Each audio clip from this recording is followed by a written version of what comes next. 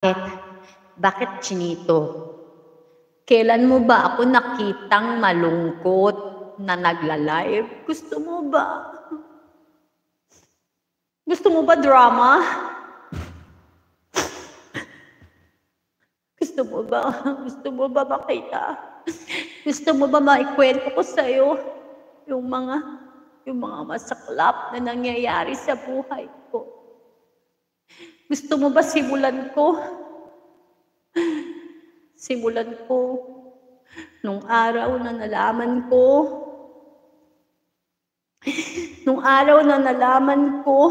na namatay na yung asawa ko, yung unang asawa ko.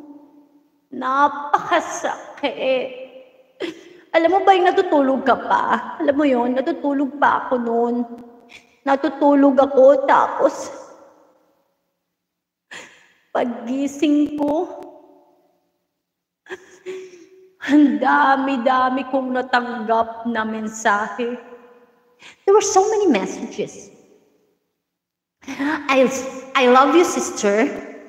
I saw so many messages. I got a message from my son, from my father-in-law, and I got a message from my mom. And the message says, ito yung sinasabi ng sulat, sabi ng message.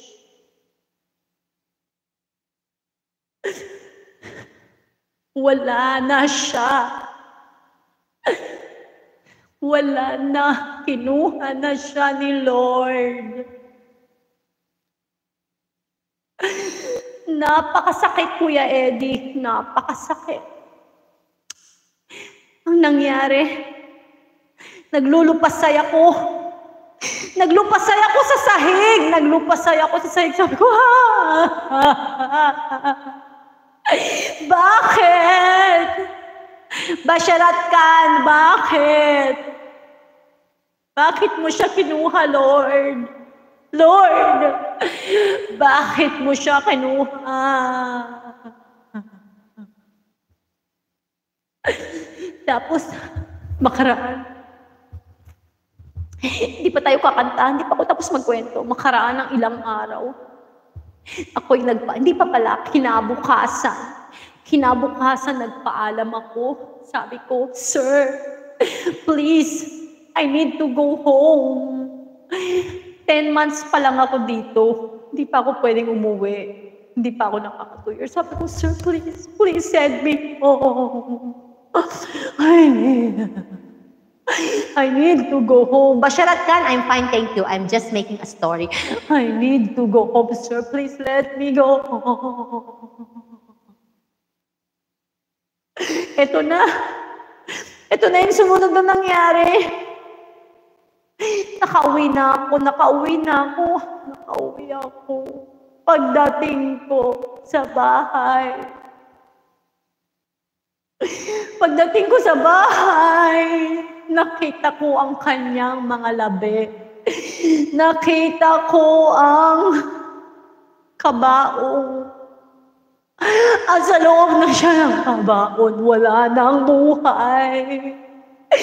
Tapos, ang ginawa ko, binuksan ko ang kabaong. Sabi ko, Daddy, why did you leave me? Bakit mo ko iniwan? Tapos hinalikan ko ang kanyang mga labi. Daddy. O yung kwento ko, totoong nangyari yun, ha? Dinadaan ko lang sa tawa, pero totoong nangyari yun. Yun yung unang malungkot na pangyayari sa buhay ko nung nagkaroon ako ng asawa. Yun lang. Itinatawa-tawa lang natin ngayon. Pero nung mga panahon na yon, grabe yung iniyak ko. Naglulupasay talaga ako sa sahig. Tapos, ang bait pa rin ni Lord sa akin. Ang bait ni Lord sa akin kasi tinulungan ako ng mga kasamahan ko. Tinulungan ako ng mga co-workers ko para makauwi. Kasi hindi ako pwedeng umuwi